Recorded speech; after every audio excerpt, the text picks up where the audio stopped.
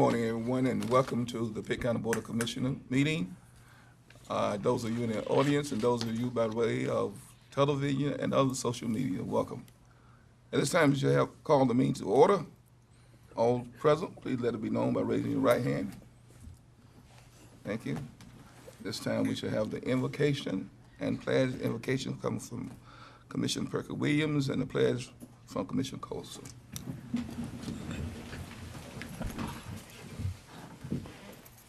Please bow. Father of the universe, maker of mankind, we want to thank you for your blessings. We want to thank you for your mercy. As we bow in humble of your submission, we ask that you bless us as we conduct the business for the people of this county. Bless everyone in this building and away and listening, that you may touch their hearts and be merciful. In this name I pray, amen. Amen. Please flag, please. I pledge allegiance to the flag of the United States of America and to the republic for which it stands, one nation, under God, indivisible, with liberty and justice for all.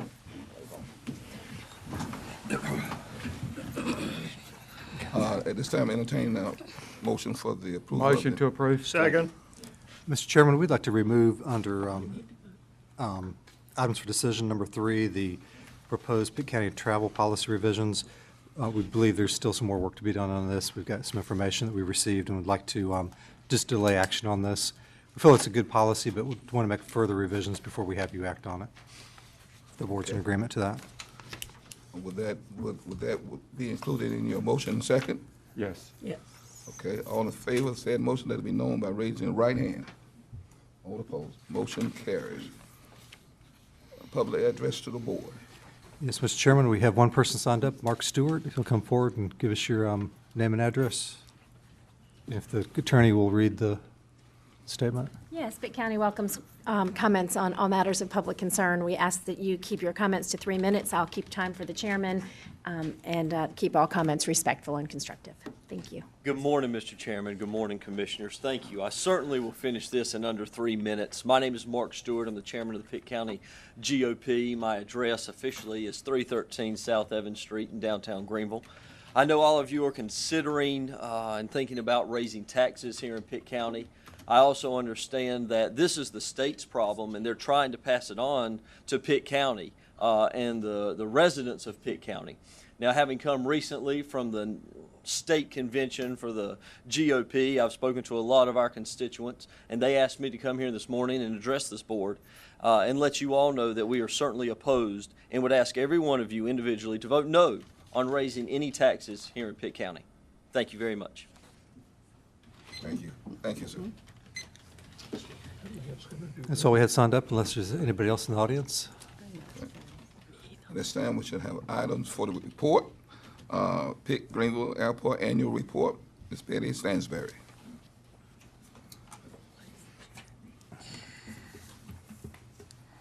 Good morning, Commissioners. I'm John Banks, Chairman of Pitt Greenville Airport Authority. Before Betty gives a report, I have a few comments for Commissioners. This is my last year as Chairman to the board. I'll be on the board another 2 years, but I'd like to thank staff, Scott, Janice, Kimberly, Dwayne, and Mike, managers. They have helped tremendously in the last couple of years get a lot of issues resolved and how to frame certain items we need to get done, and they've done a fabulous job helping the airport. Also, I'd like to thank Commissioner Eugene James, former commissioner, who was on my first airport liaison, and then Commissioner Farley, now Commissioner Garris. I remember Mr. James said one time, what you're doing is a little unorthodox. I said, well, that's me, Mr. James. He said, well, it might work.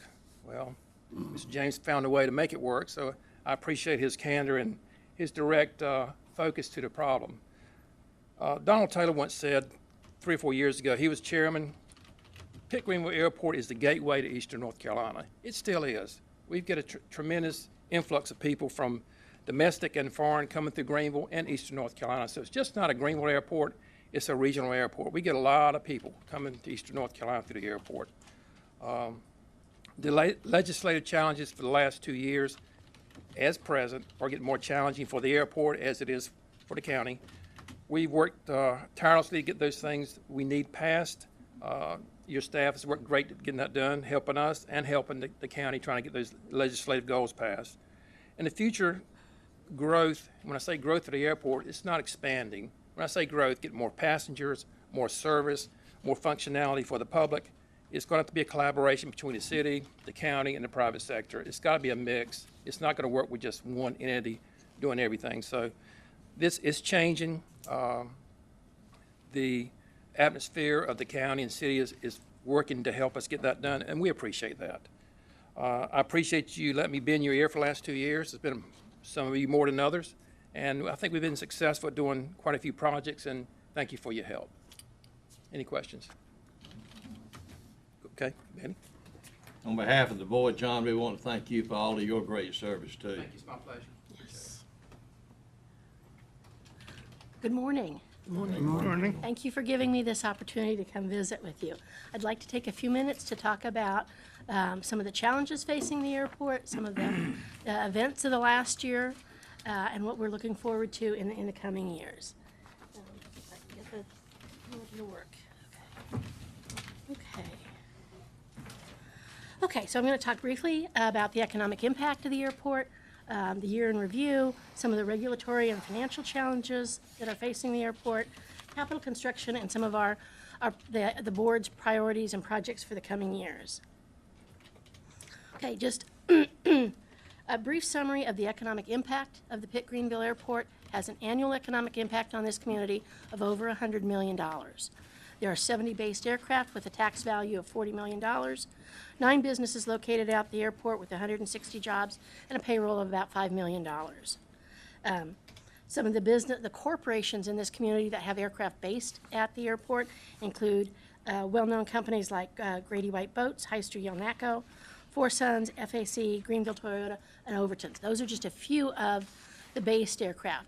Every day, as John mentioned, every day we have aircraft from all over the U.S. visiting. This morning alone, we have aircraft either arriving and departing from Tallahassee, Chicago, Hilton Head, and Janesville, Wisconsin, just today. So we are, as John said, we are the gateway to Eastern North Carolina for both corporate aviation and for visitors to our community. Okay, some of the significant events over the past year. Some of you may be aware this is my first year here in Greenville. There was an unexpected visitor last October, an unwelcome visitor named Matthew. I'll tell you, that was my first hurricane, my first experience with flooded pavements, flooded systems, and it was a wonderful learning experience for me. It's not something I would care to repeat, and I don't think any of you would care to repeat either, but it was an interesting experience for us. And I'll go into a little bit of the effects of that in a moment. But while we focus a lot on what Matthew did to the airport, we kind of overlook some of the other significant things. We are in the process of replacing all of our light signs and an electrical vault, converting them over to more energy efficient LED systems that we think will save the airport a significant amount of money. The airport board has committed over $300,000 in funds to upgrade our parking systems.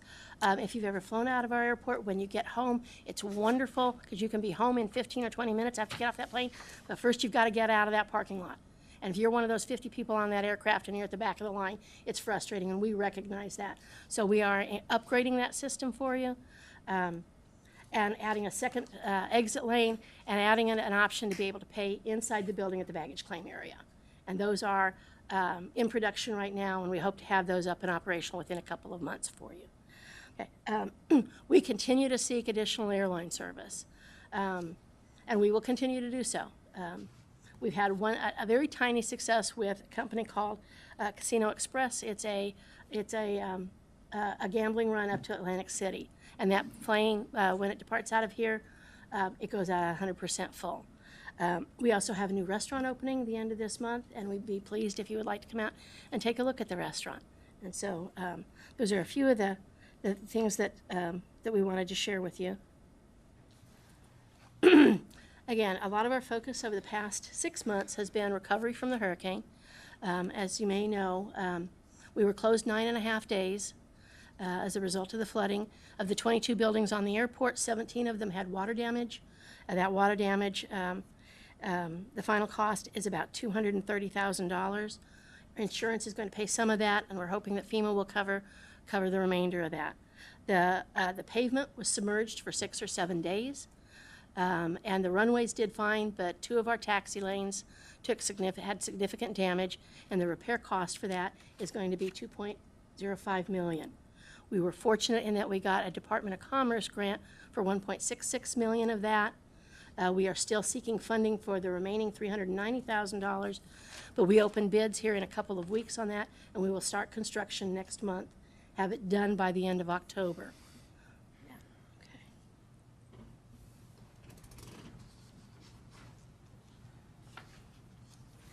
Okay, some of the regulatory challenge that we are facing.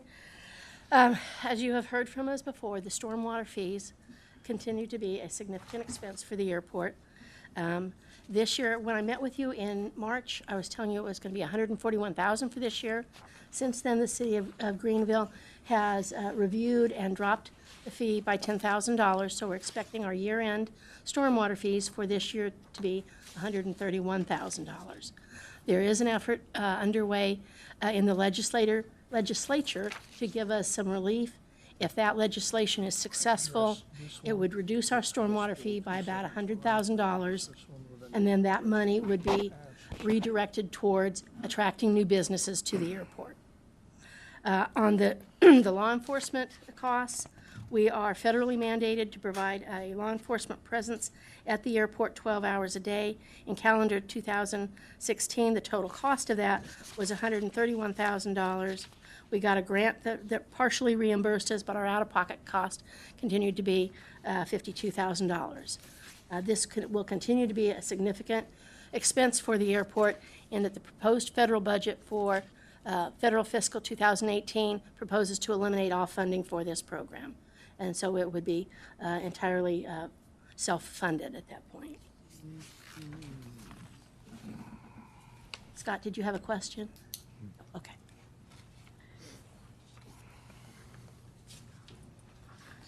Okay, just a brief summary of our financial condition. The year-to-date expenses as of May 1st, we have revenue of $2.4 million against expenses of $2.5 million, with a current year-to-date loss of $128,000 and a cash balance of $4.2 million.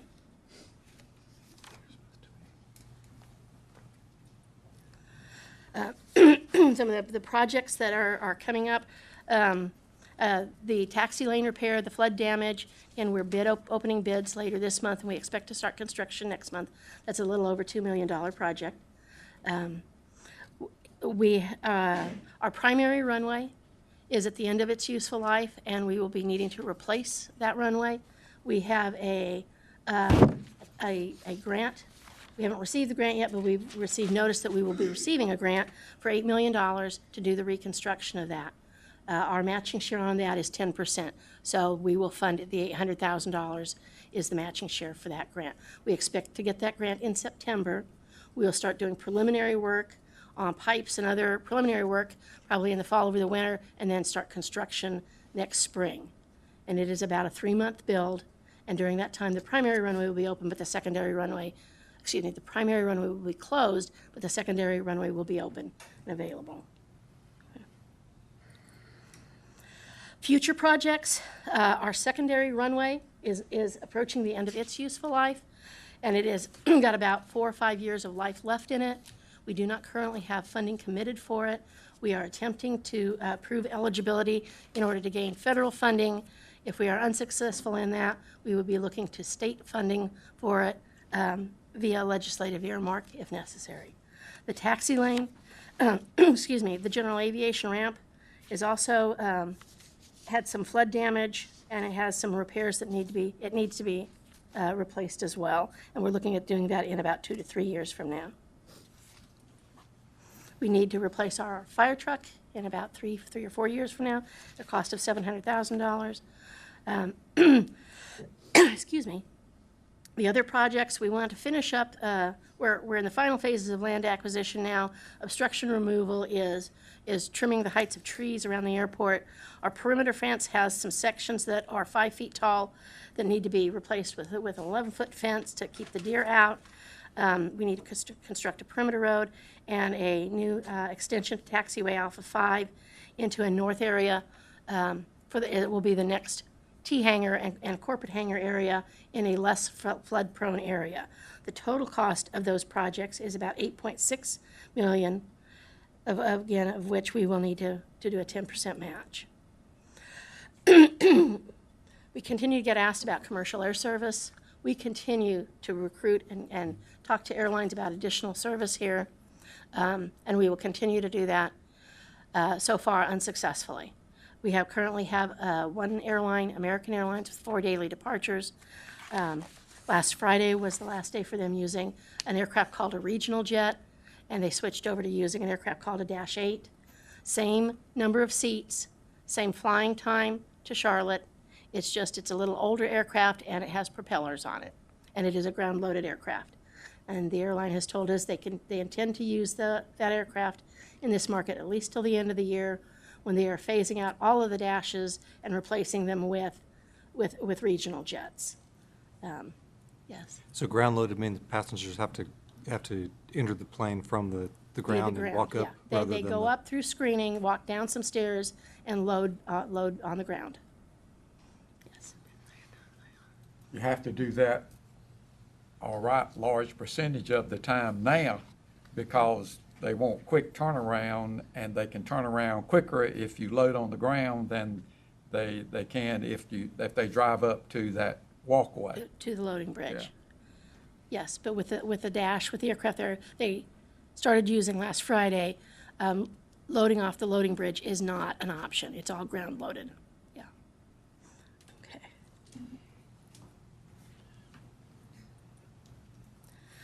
Okay. When we go to talk to airlines and we try to convince them why we believe there is a market here, we did a leakage study last fall. It said within Greenville and the surrounding communities, 700 people a day depart our community on a commercial airline. 80% of them are flying out of airports other than Pitt Greenville. 70% of them are driving over to Raleigh.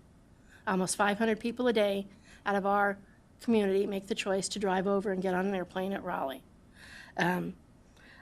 We believe that there is a market here. The airlines we talk to believe that there is a market here, and we will continue to try to recruit additional airline service here. We will try one more year of the Small Community Air Service Development Grant. We've tried it a couple of times. We believe that this may be the last year that this is a federally funded program. We believe this may be the last year for it. We're going to attempt one more time this year. What is different this year than last, what we've lacked in the past few years, is a letter of support from an airline. And all of the communities that were successful in getting the grant last year had that letter of support from an airline. We have that. We will have that. We have a commitment from an airline to provide that letter of support. So we're going to make one more attempt at it. It'll be a $750,000 grant with a $500,000 local match, and we use it as an incentive to revenue guarantee an airline to come in here to help assume some of the financial risk that airlines take when they start up in a new market.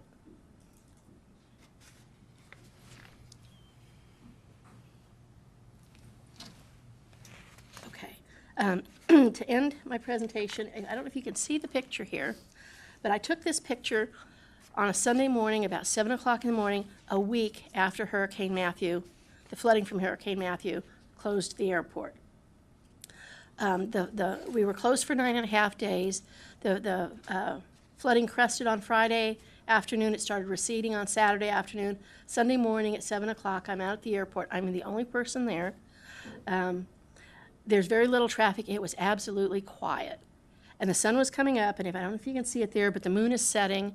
The runway has come out of the water. And I will tell you, I remember this picture so clearly and feeling a sense of relief that we came out of the water. There was a lot of uncertainty ahead over the amount of damage to the pavement and the damage to our facilities, but at least we had come out of the water, and we had a very clear path ahead of us how to recover from this event. And so as we focus on the coming year, and the coming years, our focus will continue to be on investing in our infrastructure, preserving the existing infrastructure, because we have a significant amount of aging infrastructure that needs replacement. One of the board's goals and my goals is to reach an operational break-even point. I believe that we can do it. We need to diversify our revenue sources so we are not so dependent upon airline-related fees. And one of the ways we are going to do that is through the development of the 90 acres adjacent to the airport called the Commerce Technology Park. So that concludes my presentation. Is there any questions I can answer for you? Thank you for your report and for what you all are doing out there, and certainly for your search for every dollar that we can get for the repairs and the improvement of the damage that was done. I recall, I think, that we were looking at the amount of time and the coverage that we have to have for law enforcement at the airport, and that you all were looking at on-call people that we could call in Yes, ma'am. at certain times. Is that still going on, or what has happened? Okay. What the commissioner is referring to is there is a federal requirement right now that we have an on-site law enforcement officer present when the screening function is 12 hours a day, basically. And we get a partial reimbursement from the Transportation Security Administration for that. But we still have an out-of-pocket expense of about $59,000 or $60,000 for that. What we are looking at is, especially if the federal funding goes away and we have to fully shoulder the burden of that cost, is there is a loophole that says for very small airports like ours, there is an option to do what we call off-site flexible response rather than having an on-site law enforcement officer there, that the law enforcement officers would respond on request. They have to be able to get there within a certain period of time. We specify what that is, and then the TSA has to approve that as a change to our security plan. Once that's approved, then we no longer need a on-site. It is a on-call rather than on-site. The process is we have to consult with our law enforcement agencies prior to requesting that change. We've had that consultation with the city of Greenville. We are planning to have that discussion with the county to see if either agency is able and willing to commit to that 10-minute or 15-minute response time that would allow us to go to an off-site on-call response. Okay, thank you very much. Did I answer your question? Yes. Okay. I just didn't know whether it was still in the mix or not. I'm glad It's to still hear in that it discussion, is. yes, ma'am. Thank you. Mr. Garris. I wanted to follow up on the restaurant. This restaurant will be open to the public, and we would like to encourage everyone, county employees, municipal employees, and just private employees to go out and use that restaurant because we want it to be successful. We want it to be successful for the restaurant owner, but we also want it to be successful because it does generate some revenue for the airport authority. Now, I believe we're going to get $300 a month. We get 10% of gross. It's 10% of gross, but I 10% thought of it was a gross. minimum of $300. There's a minimum of $200 a month. Okay. So but we 10% want you to gross. use it, we want it to be successful, and when you use the restaurant, you can use the airport parking lot, but you will not be charged a fee. You'll get a token You get- or something to let you exit free. So let's use this restaurant, let's make it successful. As you know, there have been several restaurants out there in the past and were not successful, so let's all work together to make sure this one is successful. What are the hours? They're going to be open 12 hours a day, 7 days a week, from 5:30 to 5:30. And I know also that in the county and in the city, there are a lot of departments that that need catering service. This is a good opportunity to use this restaurant. Very good. If there's no more comments, we certainly appreciate your fine report, and we thank you, and we appreciate you, John, for your leadership. Thank you again. Thank you. Thank you. Manager's report at this time, Scott. Thank you, Mr. Chairman. Just a few things to report on your next meeting dates. We have the public hearing tomorrow night on the proposed fiscal year 17-18 budget. That'll be at 7 p.m. here in the Eugene James Auditorium. And then your next regular meeting will be on June 19th. That'll be a 6 o'clock meeting.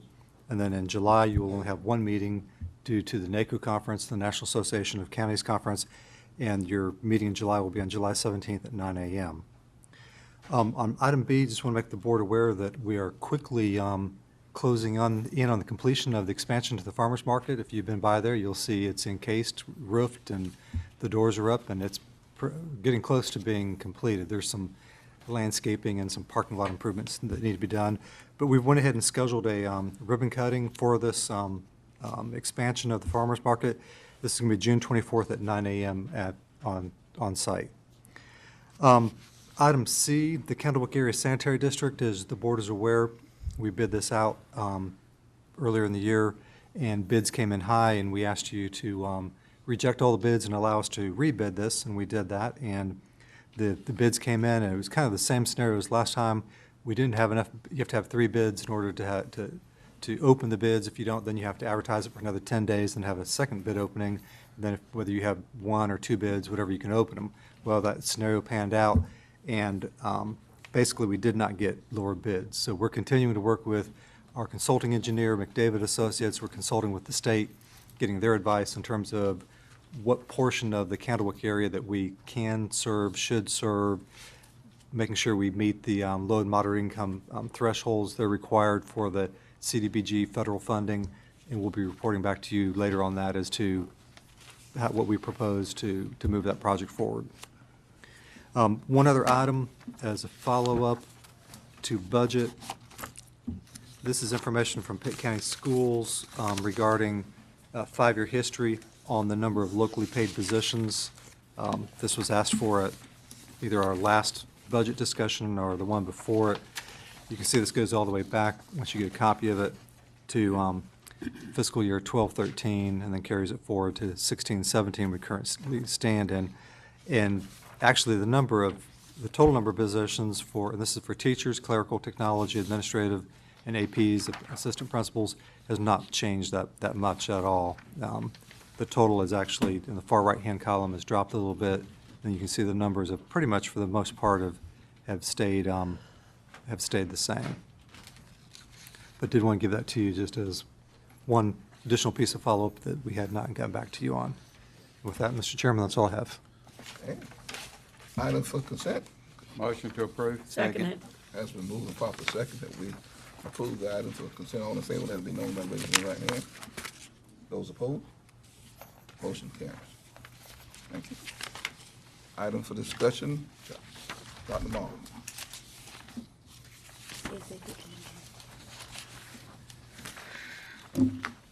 Good morning, Commissioners. Morning. Thank you for having me this morning. We're very excited at the Health Department. We've spent several years now researching our options for electronic health records. I'm sure most of y'all don't know, but we're one of the last health departments that still has a paper medical record in the state. We piloted a system about 8 or 10 years ago, first to pilot that, and it was a miserable failure, I'd have to say. So we sat back and watched the dust settle, if you will, until we saw where things were sort of going with this. And we've watched some other health departments have bad experiences in those years, unfortunately.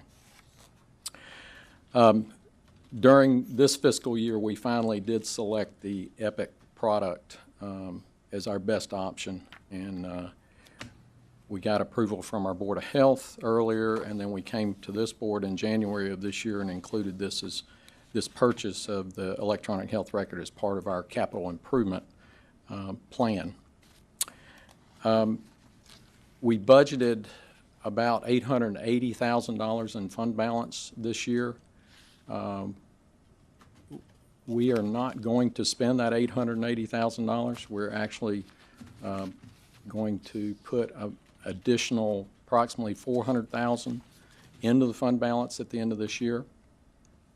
We received $345,000 from the state this year in supplemental restricted Medicaid payment and that'll be part of that $400,000 that we plan to add back into the fund balance at the end of this fiscal year. So our plan right now is to use $238,000 of this, and that would be $182,000 as the purchase price for the software, and then $56,000 prorated over the next fiscal year for 10 months of maintenance going forward. So we would plan to use that in purchase that in this fiscal year's budget, as we had done. We had hoped to do this earlier in the year. Actually, in February, we thought we were going to do it, but the Epic system announced a brand-new platform, and we found out that if we did move ahead in February, we would be coming back to retrain everyone for the new platform that's coming in August of this year. And I don't know if you know folks that work at the hospital or the med school, but they're getting ready to go through that. They've had Epic for some time now, but they're getting ready to retrain on the new platform. So we've put that off until now. The contracted vendor for the system will be Vidant. So just like the East Carolina School of Medicine will purchase the Epic system from Vidant, and they are going to provide the software support, training, and the maintenance going forward in coordination with our MIS department, of course. We need to move quickly to begin training our staff in June on this new platform that will be available in August of this year. The North Carolina Department of Public Health will require us to send them data using a new electronic format starting in September, as they are discontinuing the support of the HIS system that we've been using for over approximately the last 15 years.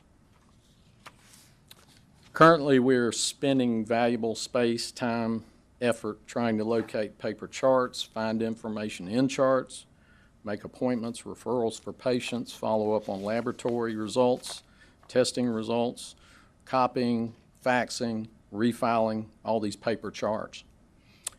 This new Epic system will basically revolutionize these processes. We will be allowed to smoothly refer patients between the hospital, medical school clinics, and other providers in the region as well as across the state. Epic is the largest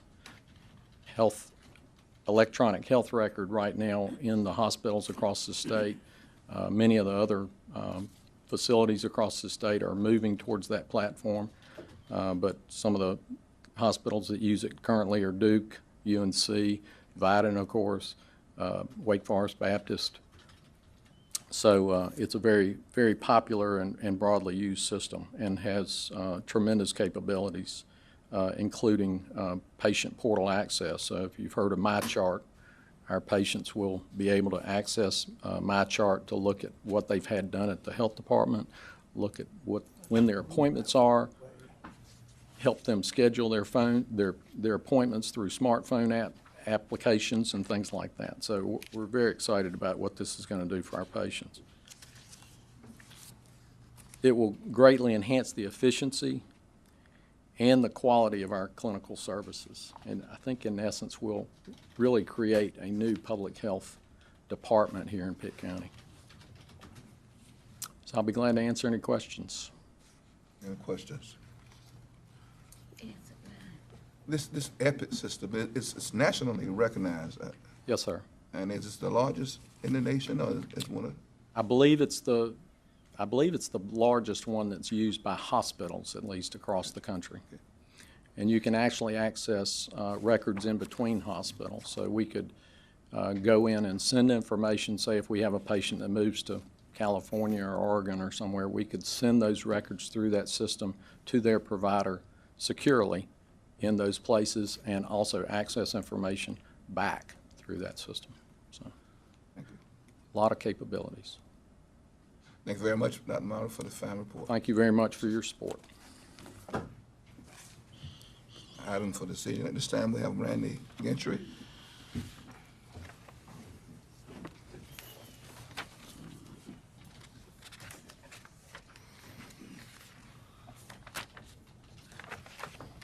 Good morning, Commissioners, and thank you.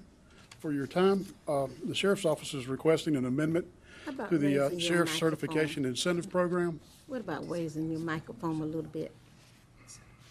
Thank you. Good morning. Good morning. We're asking for an amendment to the Sheriff's Office Incentive Program that you adopted last year. And thank you so much for that, for all the hard work you put in the budget last year of changing the pay structure at the Sheriff's Office. Really appreciated all of that hard work. And as a part of that, the incentive program that was instituted several years ago was cut back on. And in that, one of the requirements for moving to the intermediate was a requirement of some classes that needed to be taken. And in that adoption last year, it was only one class. It was the field training officers class. We have a lot of great employees, do a really good job, but everybody doesn't need to attend that class.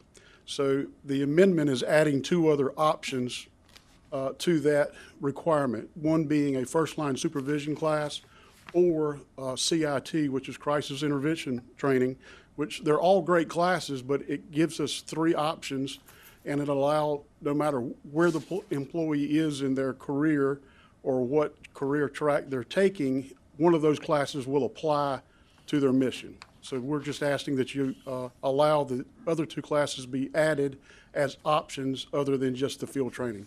Motion to approve. I have a question. Yes, ma'am.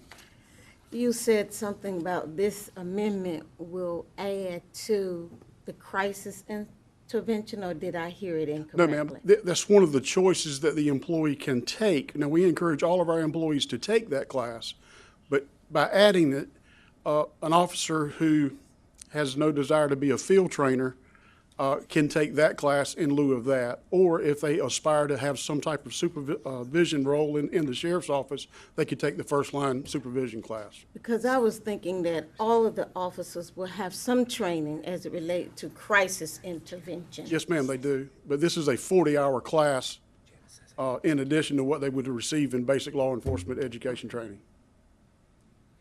Second the motion. Has been moved and properly second. I'd like to ask one question. Yes, ma'am. Morning. How many of these incentive programs are now available? Do you have that number by any chance? I mean, I think it's a wonderful program that we have. And is it tied to an increase in pay? Yes, ma'am. Right. And I think it would be nice for the citizens to know that. I mean, I don't know what the number is, but it's like additional education and programs that our deputies and officers can take, and then they're rewarded in some cases Yes, ma'am. with a certain percentage of increase. When you're employed at the sheriff's office and you come in at the basic level, which is either a basic jailer certification class, which is required by the state, or the basic law enforcement class, which is required by the state to be a deputy or a detention officer. After 6 years of service, you're eligible by sheriff standards through hours of education that you must receive in in-service or additional education.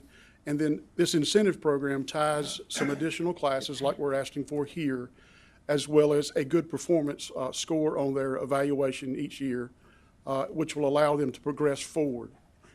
In the county pay plan, as long as everything is moving forward and the economy is good and the county commissioners bless us with an increase or a cost of living through the years, this helps us, the tenured employee, to stay competitive against other sheriff's offices. So that's what the incentive program is to kind of keep us moving along to be competitive to our counterparts throughout eastern North Carolina. I've been aware of that, and all the commissioners have too, I think, but I think it's nice for the public to know that those opportunities are there. Thank you. Yes, ma'am. Thank you. Scott, have you got this built in your new budget? Oh, yes, sir.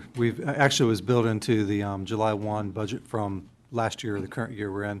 I think HR did some analysis on this. I think to date, we've spent about $56,000 on incentive pay increases thereabouts.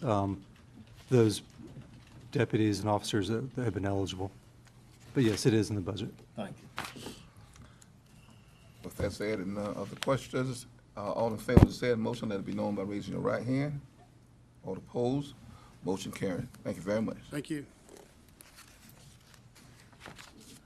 At this time, we have Dwayne Holder who's come in and talk with us concerning the travel policy. Actually, with personnel. I'm Did sorry, we skip some?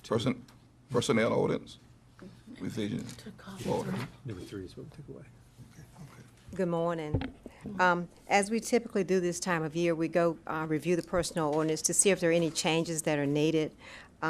You have several pieces of the ordinance. The changes are going to be denoted by new language being underlined, and language we wish to remove is going to have to strike through. But in several sections of the ordinance, when we start to get questions from supervisors and department heads that things don't seem to be clear, then we try to go in and add some language, or they may not be legally sound. We consult with the attorney. Then we go in and add some language. So the majority of these changes we're asking for is just some updates to the ordinance so that it's clearer for the department heads so they can apply it consistently across the departments. One section I would like to point out, and if you have questions on the other sections, I'd be glad to answer that, is the brand-new section we wish to add, which is the emergency standby pay. That we did not have in the ordinance, and we tried to write some language to distinguish that from the on-call pay that we already had and the callback time pay. But after the last hurricane, meeting with emergency management, they felt the need. We learned some things through that hurricane that we needed people to be available to come back to work if called by department heads or supervisors.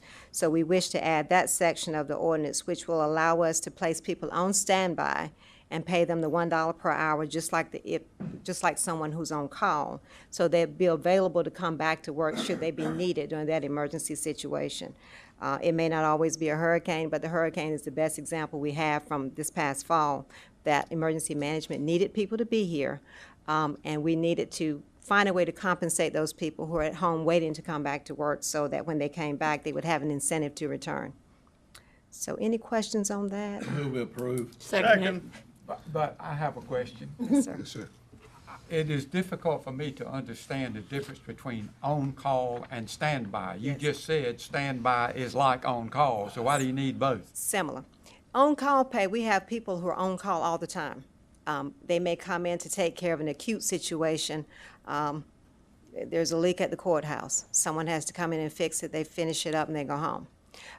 But there are people on call all the time from each department across the county. There may be someone from Buildings and Grounds. I think 911 has someone. Standby is going to be a little bit different. This is something big. So on call, you're probably going to have one person per department on call to handle acute situations. They come in, they fix, and they go home.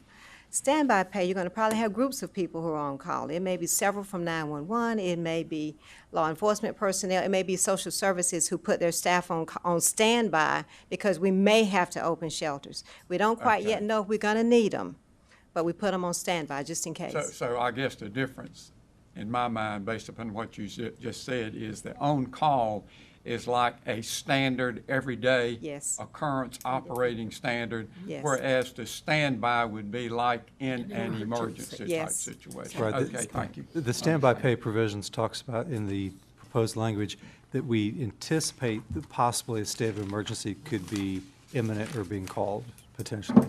I understand. Thank you. Thank you. But yes, sir. No, I was ready to vote. All in favor of the said motion, let it be known by raising your right hand. Those opposed, motion carried. Thanks very much, supporter. The standby is like when the military. Mr. Chairman, I move we reappoint the two people requested for Pitt Community College. One's an Second. appointment and one's a reappointment. Did we skip? Oh, yeah, we skipped. All in that. favor of the said motion, let it be known by raising your right hand.